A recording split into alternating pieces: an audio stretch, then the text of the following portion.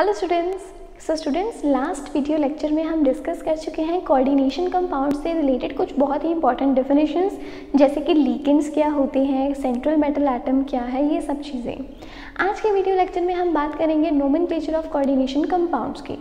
Nomenclature करते समय मतलब ये चीज़ है कि आपको कोई फॉर्मूला गिवन रहता है कॉम्प्लेक्स का, आपको उस फॉर्मूला से उसका नाम लिखना होता है, राइट। इस चीज़ को सीखने से पहले हमें कुछ रूल्स पता होने चाहिए। तो सबसे पहले हम रूल्स को डिस्कस करते हैं वन बाय वन, जो इंपॉर्टेंट रूल्स हैं। सबसे पहले है यहाँ पे द केटॉयन इज नेम्ड फर्स्ट, कि जो केटॉयन है उसका नाम पहले लिखा जाता है। केटॉयन चाहे हमारे पास कॉम्प्लेक्स एंटिटी हो, चाहे अदरवाइज हमारे पास सिंपली कोई ऑयन हो, लेकिन हम हमेशा केटॉयन को पहले लिखेंगे। कोई भी हमारे पास एनॉयन है, चाहे वो कॉम्प्लेक्स है या नहीं, राइट, तो हम उसे पहले नहीं लिखेंगे। तो केटॉयन चाहे कॉम्प्लेक्स है चाहे कॉम्प्लेक्स नहीं है, नाम हमेशा पहले किसका लिखा जाएगा? केटॉयन का। Second, the ligands are named first in an alphabetical order before the name of the central metal atom और ऑयन। कि अब देखिए, आपको पता है कोऑर्डिनेशन कंपाउंड्स में हमारे पास सेंट्रल मेटल एटम रहता है और सेंट्रल मेटल एटम के साथ अटैच रहते हैं लिगेंड्स। तो हम नाम लिखते वक्त सबसे पहले लिगेंड्स को लिखेंगे, उसके बाद हम सेंट्रल मेटल एटम को लिखते हैं। ये चीज़ आप याद रखें, that ligands are named first, कि लिगेंड्स को पहले लिखा जाएगा और लिखा भी जाएगा अल्फाबेटिकल ऑर्डर में।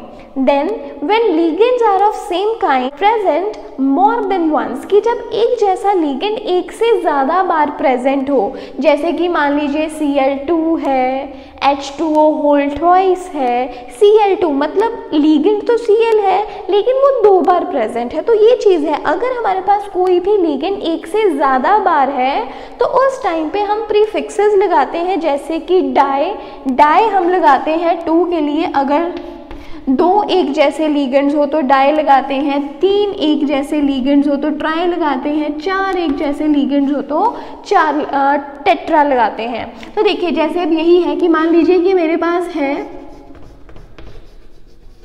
NH3 होल 4, तो देखिए यहाँ पे 4 है, 4 रिप्रेजेंट कर रहा है कि ये जो NH3 लिगेंड है ये 4 बार है उसी कंपाउंड में। तो इस 4 के लिए क्या वर्ड यूज किया जाएगा? टेट्रा। ये चीज़ है यहाँ पे कि अगर कोई भी लिगेंड एक से ज़्यादा बार है तो प्रीफिक्स लगाया जाता है डाई, ट्राई, टेट्रा करके, जो कि कितने लिगेंड्स है, जो कि नंबर ऑफ इंडिविजुअल लिगेंड्स को रिप्रेजेंट करता है। After that oxidation state of the metal atom और ion is indicated by the Roman numeral in parenthesis. इसके बाद जब हम इसका नेमिंग करते हैं, नेमिंग करते वक्त जो हमारे पास सेंट्रल मेटल ऑयन है उसका हमें ऑक्सीडेशन स्टेट भी शो करना होता है। और ऑक्सीडेशन स्टेट हम किस में लिखेंगे? रोमन न्यूमरल्स में। मान लीजिए किसी की ऑक्सीडेशन स्टेट 2 है तो इस तरह से रोमन में 2 लिखेंगे। फर्दरमोर इसे हम एनक्लोज करेंगे पैरेंथेसिस में। अगर किसी का ऑक्सीडेशन स्टेट मान लीजिए 3 है तो रोमन में ही 3 लिखेंगे और इसे एनक्लोज करेंगे ब्रैकेट में। तो ये सही है।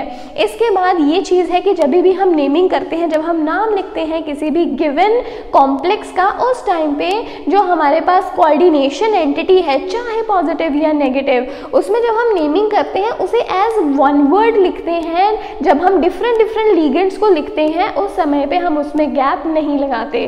तो ये सब चीज़ें तो आपको क्लियर हो जाएंगी जब हम साथ के साथ एग्जाम्पल करेंगे। लेकिन ये 4 पॉइंट्स बहुत ज़रूरी हैं जो कि स्पेसिफिकली आपके माइंड में होने चाहिए कि केटॉयन को पहले लिखना है, फिर लिगेंड्स को लिखा जाता है अल्फाबेटिकल ऑर्डर में सेंट्रल मेटल एटम या ऑयन को लिखने से पहले। आफ्टर दैट अगर एक ही लिगेंड एक से ज़्यादा बार आ रहा है तो उस लिगेंड के नाम के सामने डाई, ट्राई, टेट्रा करके हम प्रीफिक्सेस लगाते हैं, जो कि शो करते हैं कि हमारे पास कितने लिगेंड्स अवेलेबल हैं in the given coordination entity. After that जो हमारे पास ऑक्सीडेशन स्टेट है, ऑक्सीडेशन स्टेट को स्पेसिफिकली रोमन न्यूमरल्स में ही लिखना है और उन्हें फिर एनक्लोज किया जाता है ब्रैकेट्स में। Roman numeral must be written in parenthesis. ये चीज़ आपको याद रखनी नहीं है। सबसे पहले आप ऐसे कीजिए कि ये जो हमारे पास इंपॉर्टेंट पॉइंट्स हैं, इन इंपॉर्टेंट पॉइंट्स को एक बार नोट कर लीजिए, क्योंकि नोमेनक्लेचर लिखने के लिए चारों पॉइंट्स का आना बहुत ही ज़रूरी है। तो चलिए अब हम एक एग्जाम्पल की हेल्प से समझते हैं। तो देखिए यहाँ पे हमारे पास एक कॉम्प्लेक्स रिटन है CONH3 4H2OCl, और ये सारी जो एंटिटी है ये इनक्लोज्ड है स्क्वायर ब्रैकेट में, और हमें पता है ब्रैकेट में जो भी हमारे पास स्पीशीज रहते हैं ये सभी मिलकर क्या बनाते हैं, कोऑर्डिनेशन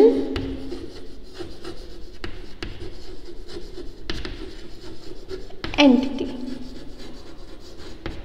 इसके बाद ये जो कोबाल्ट है, cobalt is the central metal ion, और ये जो हमारे पास NH3 है, H2O है एंड Cl है, ये तीनों ही क्या हैं, लिगेंड्स। लिगेंड्स हमारे पास ऐसे स्पीशीज होते हैं जो कि सेंट्रल मेटल आयन के साथ कोऑर्डिनेट बॉन्ड बनाकर पूरा कॉम्प्लेक्स बनाते हैं, राइट। तो ये हमारी कोऑर्डिनेशन एंटिटी है, NH3 H2O एंड Cl ये लिगेंड्स हैं, CO हमारा सेंट्रल मेटल आयन है। अब ये Cl2 क्या है, तो देखिए अगर हम इसे आयनाइज करके देखें, अगर ये आयनाइज करें तो कैसे होगा ये चीज़ देखते हैं। आयनाइज होने पे ये क्या बनाएगा, देखिए हमने पहले ही पढ़ा है दैट जो हमारे पास कोऑर्डिनेशन कंपाउंड्स होते हैं ये हमेशा अपनी जो आइडेंटिटी है उसे मेंटेन रखते हैं। मतलब ये जो पूरी कोऑर्डिनेशन एंटिटी है ये आयनाइज होने पे भी इसके जो एलिमेंट्स हैं एक दूसरे से सेपरेट नहीं होते, तो ये एज वन एंटिटी हमेशा रहते हैं। तो आयनाइजेशन के बाद हमें क्या मिलेगा, CO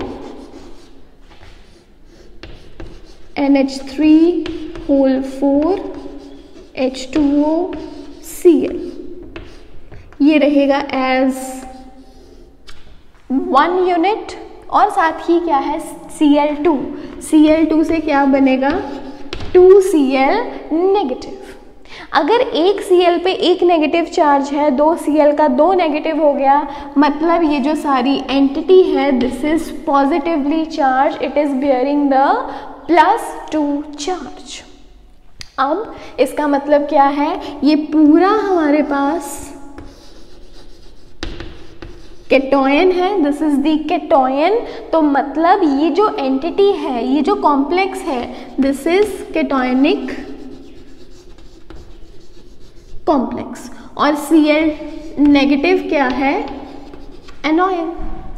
और हमने अभी रूल्स में क्या पढ़ा है दैट जब भी हम नोमेनक्लेचर, जब भी हम नाम लिखेंगे उस टाइम पे केटोयन हमेशा पहले लिखा जाता है, और यहाँ केटोयन क्या है, CO NH3 whole 4 H2O Cl and is bearing the 2 positive charge, right. अब नाम लिखेंगे, हमें पता है दैट CO कोबाल्ट क्या है, सेंट्रल मेटल आयन, और सेंट्रल मेटल के लिखने से पहले नेमिंग करते हुए हमने रूल में पढ़ा है कि जो लीगेंड्स है, लीगेंड्स को पहले लिखा जाता है, ligands are named first, ligands are named first in an alphabetical order before writing the central metal ion.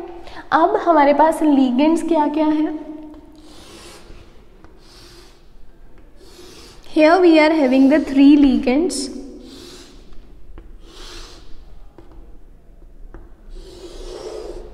एक तो है हमारे पास NH3, then we have H2O and then Cl. तो NH3 जो लिगेंड है इसका नाम है एमाइन लिखेंगे, और इसमें डबल M है ये याद रखें, सिंगल M लिखेंगे तो आंसर इनकरेक्ट होगा। H2O aqua AQUA and Cl is chlorido. देखिए जब Cl है एज लीगेंड Cl के लिए हम लिखेंगे क्लोराइडो, लेकिन जब ये वर्क कर रहा है एज काउंटर आयन मतलब कि ये इसके 2 पॉजिटिव चार्ज को बैलेंस कर रहा है। देखो कैटायनिक कॉम्प्लेक्स पे 2 पॉजिटिव चार्ज है, और ओवरऑल इस कंपाउंड को न्यूट्रल करने के लिए Cl 2 नेगेटिव चार्ज बियर कर रहा है, मतलब वो न्यूट्रलिटी मेंटेन कर रहा है। तो ये हमारा क्या है, काउंटर ऑयन। तो ये चीज़ बहुत ही ज़रूरी है दैट जब Cl है एज लीगेंड, Cl हमारे पास लीगेंड है तो हम क्लोराइडो लिखेंगे, लेकिन जब Cl काउंटर ऑयन है, काउंटर ऑयन होने पर इसे क्लोराइड ही लिखा जाएगा। This thing is very important कि अगर Cl लीगेंड है तो क्लोराइडो लिखेंगे, Cl काउंटर ऑयन है तो क्लोराइड लिखेंगे। ये चीज़ बहुत इंपॉर्टेंट है, इसे ज़रूर याद रखें। अब नेमिंग स्टार्ट करते हैं। अल्फ़ाबेटिकल ऑर्डर में देखिए एमाइन, AM यही पहले आएगा और इसके बाद आएगा एक्वा। अब एमाइन हमारे पास कितने हैं? 4। इस 4 को रिप्रेजेंट करने के लिए हम क्या लिखेंगे? टेट्रा। NH3 के 4 के लिए हम क्या लिखेंगे? टेट्रा। NH3 क्या है? एमाइन। NH3 क्या है? एमाइन। अब वाटर H2O के लिए क्या लिखेंगे? AQUA एक्वा और Cl के लिए chloride. Now we will mention the central metal ion that's cobalt. क्या लिखेंगे? कोबाल्ट। अब हमें ब्रैकेट में क्या शो करना है? What we need to show the oxidation number और the oxidation state of cobalt. अब कैसे फाइंड करेंगे? जैसे आप क्लास 11 में फाइंड करते हैं, जब रेडॉक्स रिएक्शन चैप्टर आता है आपका, तो देखिए मैं आपको सिखाती हूँ। फिर भी देखिए ये है हमारे पास CO, देखिए हमारी कैटायनिक कॉम्प्लेक्स है CO NH3 whole 4 H2O Cl और ये पूरी एंटिटी पे कितना चार्ज है? 2 पॉजिटिव चार्ज। हमें कोबाल्ट का फाइंड करना है तो X अज्यूम करेंगे। NH3 एक न्यूट्रल लीगेंड है, इसके ऊपर ओवरऑल कोई चार्ज नहीं है तो इसका यहाँ पे स्टेट 0। वाटर न्यूट्रल है 0। Cl है हमारे पास रहता है -1। It is an anionic ligand. Cl negative एक एनोनिक लीगेंड है, राइट। तो यहाँ पे Cl नेगेटिव है -1। हमें पता है ना, तो Cl है क्लोराइडो कहते हैं, दिस इज द एनोनिक लीगेंड, तो इसकी ऑक्सीडेशन रहेगी -1। अब उसी तरह से कैलकुलेट करेंगे। X + 4 × 0 0 + 0 0 -1 = 2। This implies X = 2 + 1 3।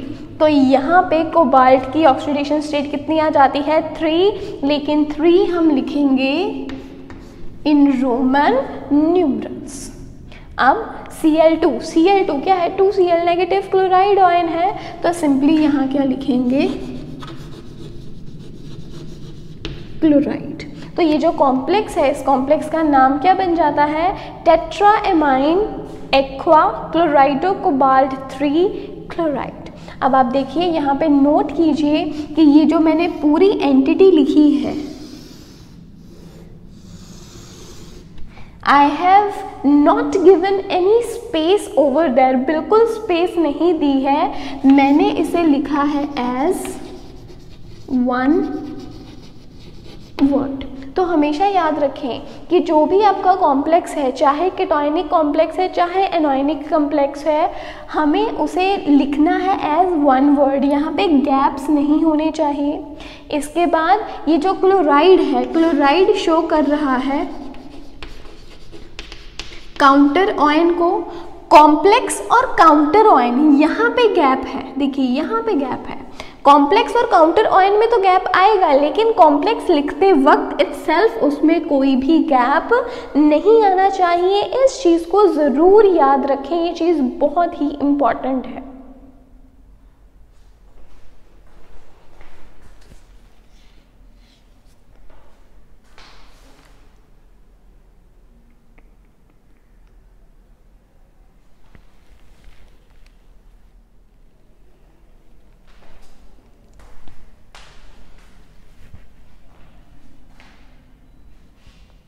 एक और एग्जाम्पल डिस्कस करेंगे यहाँ पर।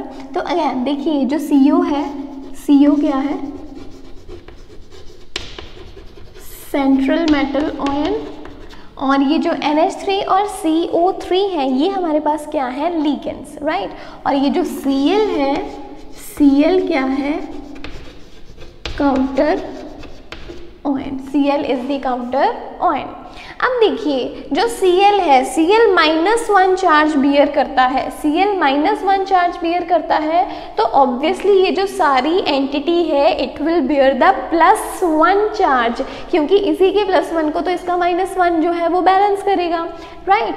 अब यहाँ पे हमारे पास लिगेंड्स क्या है, लिगेंड्स है हमारे पास NH3 and then we have CO3।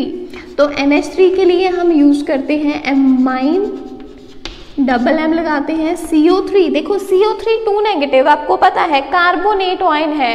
Carbonate जब लिगेंड की तरह यूज होता है तो उसे कहते हैं कार्बोनेटो, इट इज कॉल्ड एज कार्बोनेटो, कार्बोनेटो है यहाँ पर। तो नेमिंग करेंगे सबसे पहले लिगेंड्स को अल्फाबेटिकल ऑर्डर में, एमाइन स्टार्टिंग विद A, तो ये पहले आएगा। कितने एमाइन है यहाँ पे, 5, तो हम क्या लिखेंगे, 5 के लिए पेंटा, 5 के लिए क्या लिखेंगे, पेंटा। और NH3 एमाइन, तो आ गया पेंटा एमाइन। CO3 के लिए क्या लगाएंगे, कार्बोनेटो, कार्बोनेटो। CO क्या है हमारे पास, कोबाल्ट। इसके बाद ब्रैकेट में हम लगाएंगे ऑक्सीडेशन स्टेट ऑफ कोबाल्ट। तो देखिए क्या है हमारे पास, CO NH3 CO3। अब देखिए यही चीज़ मैंने आपको बताई, Cl नेगेटिव है तो ये सारी एंटिटी क्या होगी, पॉजिटिव। सो इसकी हमें ऑक्सीडेशन नहीं पता तो X मान लेते हैं। NH3 की ऑक्सीडेशन स्टेट 0 है, CO3 की -2, तो क्या आ जाता है हमारे पास, X + 5 × 0 + -2 that's equals to +1। So what we will have, X -2 is equals to +1, so this implies X equals to +3. So oxidation state हमारे पास कितनी आ जाती है, 3। अगेन देखिए ये जो पूरी एंटिटी है इसे एज वन वर्ड लिखा गया है, यहाँ पे गैप्स नहीं दिए गए हैं। काउंटर आयन को शो करेंगे, Cl के लिए क्या लिखेंगे हम यहाँ, क्लोराइड। तो यही चीज़ मैंने आपको पहले बताई थी दैट Cl नेगेटिव अगर हमारे पास लिगेंड की तरह है तो क्लोराइडो, अगर वो काउंटर आयन की तरह यूज हो रहा है then we will simply write chloride. ये चीज़ हमेशा ही याद रखें। इसी तरह से जो CO3 है, CO3 अगर लिगेंड की तरह यूज हो रहा है तो हम लगाते हैं कार्बोनेटो। अगर ये otherwise as a counter ion use हो रहा है, नॉर्मल है, तो हम लगाएंगे कार्बोनेट सिंपली। इसी तरह से जो हमारे पास सल्फेट है, SO4 नेगेटिव, सल्फेट को लिगेंड की तरह यूज किया जा रहा है तो सल्फेटो, लेकिन अगर उसे काउंटर आयन की तरह यूज किया जाता है तो सिंपली सल्फेट। तो ये चीज यहाँ पे बहुत ही जरूरी है। बच्चे यहीं आके कंफ्यूज होते हैं कि हम एक जगह पे कहीं पे तो Cl को क्लोराइडो लिख रहे हैं और कहीं पे क्लोराइड लिख रहे हैं, ऐसा क्यों? तो ये यहाँ पे रीजन है। ये मतलब एक ऐसा ही इन्होंने रूल बनाया हुआ है जो हम सभी फॉलो करते हैं कि अगर क्लोराइड लिगेंड की तरह है तो क्लोराइडो लिखेंगे, अगर काउंटर आयन है तो क्लोराइड। सल्फेट SO4 नेगेटिव, अगर SO4 है, SO4 नेगेटिव हमारे पास लिगेंड की तरह है तो सल्फेटो, अगर काउंटर आयन की तरह है तो सल्फेट। इस चीज को जरूर याद रखें। अब देखिए नेक्स्ट है हमारे पास K3CrOX होल थ्राइस। अब देखिए अगर ये आयोनाइज करता है तो कैसे करेगा? K मीन्स पोटासियम, हमें पता है उसके ऊपर एक पॉजिटिव चार्ज होता है, 3 पोटासियम लगे हुए हैं तो क्या आएगा 3K पॉजिटिव प्लस ये जो सारी एंटिटी है इकट्ठे रहेगी CrOX होल थ्राइस। अब देखिए इस पे चार्ज कितना आएगा, एक पोटेशियम का एक पॉजिटिव चार्ज है तो 3K पॉजिटिव कितना चार्ज बना रहे हैं total, a total charge of 3 positive है तो यहाँ क्या आएगा 3 नेगेटिव। अब आप देखिए जो हमारे पास कोऑर्डिनेशन कॉम्प्लेक्स है, जो कोऑर्डिनेशन एंटिटी है, ये एनोनिक है, एनोयन है यहाँ पे, दिस इज दी एनोनिक कॉम्प्लेक्स और K पॉजिटिव हमारे पास क्या है केटॉन। और हमें रूल्स क्या कहते हैं कि हमेशा केटॉन को हम पहले लिखेंगे। तो देखिए यहाँ K क्या है पोटेशियम, तो यहाँ से स्टार्ट करेंगे नेमिंग पोटेशियम। अब देखिए चाहे पॉजिटिव है तो काउंटर आयन ही, ये क्या है हमारे पास counter ion. And counter ions को हमेशा कोऑर्डिनेशन एंटिटी से थोड़ा गैप देके लिखा जाता है, तो गैप देंगे, आफ्टर दैट इसे स्टार्ट करेंगे। अब कोऑर्डिनेशन एंटिटी अनायनिक कॉम्प्लेक्स लिखते वक्त हम पहले किसे लिखेंगे लिगेंड को, तो 3 है यहाँ पे OX। अब देखिए ये OX क्या है, OX को कहते हैं ऑक्सालेटो, ये ऑक्सालेट आयन है basically, COO negative, COO negative. तो क्योंकि बड़ा कॉम्प्लेक्स है लिखने में तो इसलिए एब्रीविएट कर देते हैं इसे OX की तरह, और एज लीगेंड इसे क्या लिखा जाता है ऑक्सालेटो। तो क्या लिखेंगे 3 के लिए लिखेंगे ट्राई और OX के लिए oxalato. After that central metal ion CR, that's chromate. See what I have written here, chromate. तो ये चीज़ आपको अभी याद रखनी है कि अगर हमारे पास कोई भी एनोनिक कॉम्प्लेक्स है उस टाइम पे जो सेंट्रल मेटल एटम या आयन है उसके नाम के पीछे हम सफिक्स लगाते हैं ATE8। जैसे क्रोमियम का क्या बन गया क्रोमेट। अगर हमारे पास प्लैटिनम होता तो देखिए यही चीज़ मैं आपको बोल रही हूँ कि क्रोमियम का क्या बन गया क्रोमेट। अगर इसी तरह से मान लीजिए हमारे पास प्लैटिनम होता तो क्या बनता प्लैटिनेट, क्रोमियम का क्रोमेट, प्लैटिनम का प्लैटिनेट। इसी तरह से कोबाल्ट CO होता तो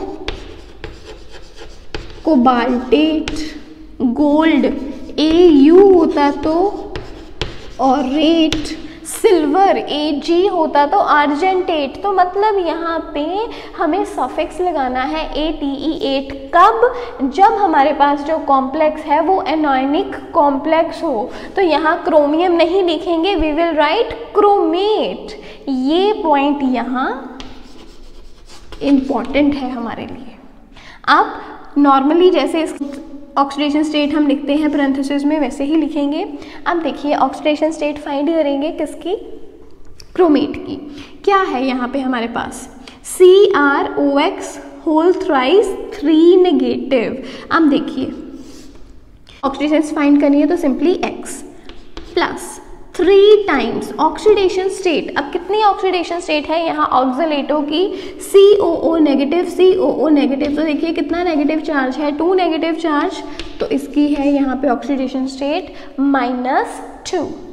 इसे इक्वल करेंगे किसके -3 के, तो क्या आ जाता है X इक्वल्स टू -3 + 6 दैट्स +3। तो यहाँ पे इस क्रोमेट आयन की जो ऑक्सीडेशन स्टेट है वो कितनी है +3। तो यहाँ पैरेंथेसिस में हम क्या लिखेंगे 3, किसमें रोमन न्यूमरल्स में। तो यहाँ पे हमारे पास क्या नाम बन जाता है पोटेशियम ट्राई ऑक्सालेटो क्रोमेट 3। ये है यहाँ पे। नेक्स्ट अब हम सबसे पहले इसकी भी आयनाइजेशन देख लेते हैं। PtCl2 En whole twice. अब NO3 है, NO3 होल ट्वाइस। देखो NO3 के ऊपर क्या होता है -1 चार्ज, 2 NO3 है तो क्या बनाएगा 2 NO3 नेगेटिव। अगर एक NO3 का -1 है तो 2 NO3 के -2 हो गए और इसे काउंटर बैलेंस विद +2। तो ये है हमारे पास कॉम्प्लेक्स आ गया हमारे पास केटोनिक कॉम्प्लेक्स, तो इससे पहले लिखेंगे। अब देखिए इसमें लिगेंड्स क्या है हमारे पास। एक तो लिगेंड है हमारे पास Cl के लिए हम लिखते हैं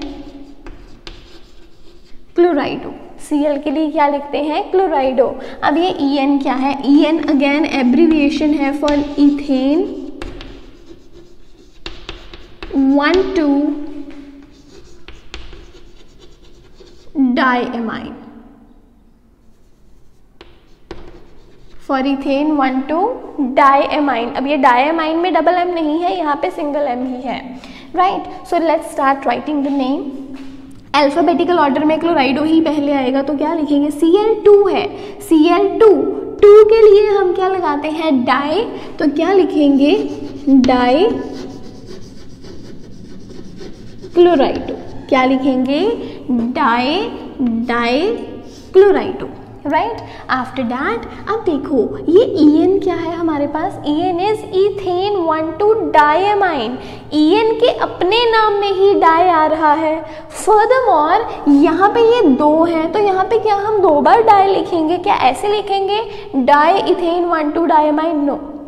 अगर मान लीजिए हमारे पास ऐसा कोई यहाँ पे लिगेंड है जिसके अपने नाम में भी डाई आ रहा है, तो इसके ऐसे केस में अगर हमारे पास En होल ट्वाइस हो तो इसके 2 के लिए हम लिखते हैं बिस, और अगर En होल थ्राइस हो तो लिखते हैं ट्रिस। ये चीज़ है कि अगर हमारे पास कोई भी ऐसा लिगेंड हो जिसमें खुद से कुछ नंबर से कुछ डाई या ट्राई आ रहा है, तो उस टाइम पे हम उसके लिए यूज़ करते हैं बिस एंड ट्रिस।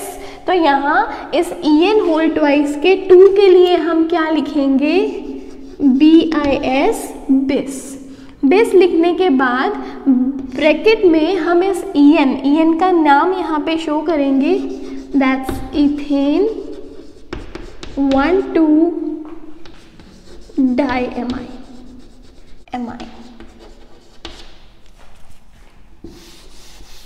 आगे बढ़ते हैं, ये हो गया हमारा यहाँ से dichloro bis ethane one two diamine, PT इज प्लैटिनम।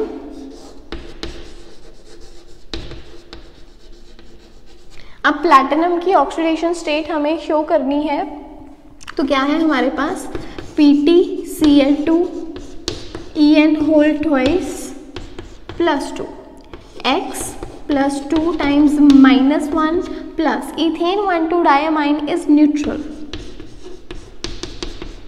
तो हमारे पास क्या आ जाता है, X इज इक्वल्स टू +2 -2 उधर जाकर +2, तो द ऑक्सीडेशन स्टेट इज +4, और ऑक्सीडेशन स्टेट को हम लिखेंगे पैरेंथेसिस में in Roman numerals. After that NO3 whole twice. अब यहाँ इसके ट्वाइस का फिक्र नहीं करना है, यहाँ पे डाई नहीं लिखना, क्योंकि देखो क्या बना है, 2NO3 negative, so it is as NO3 negative simply. तो हम इसके लिए क्या लिखेंगे, nitrate. NO3 negative is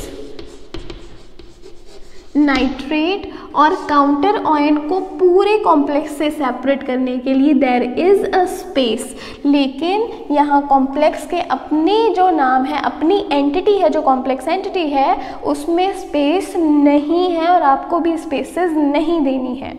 next is NaAuCN whole twice, means it will give us Na positive plus AuCN whole twice negative, यहाँ 1 पॉजिटिव तो यहाँ 1 negative. तो अगेन हम स्टार्ट करेंगे पॉजिटिव एंटिटी के साथ, एंड दैट्स सोडियम।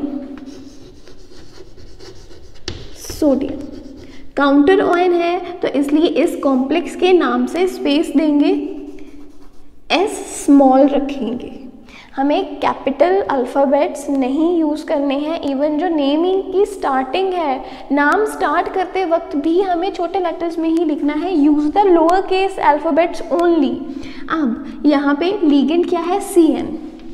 CN के लिए यूज़ होता है साइनाइडो, वी यूज़ साइनाइडो फॉर CN। तो 2 के लिए क्या लगाएंगे, 2 के लिए लगाएंगे डाई साइनाइडो। अब देखिए Au क्या है, गोल्ड, Au इज गोल्ड, लेकिन ये यूज किया जा रहा है एनोनिक कॉम्प्लेक्स में,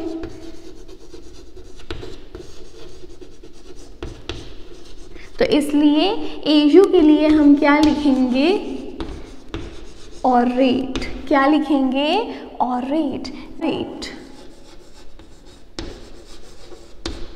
और ब्रैकेट में लिखेंगे इसकी ऑक्सीडेशन स्टेट। अब देखिए X plus Cn is -1, so 2 times -1, overall entity भी क्या है, नेगेटिव, तो -1।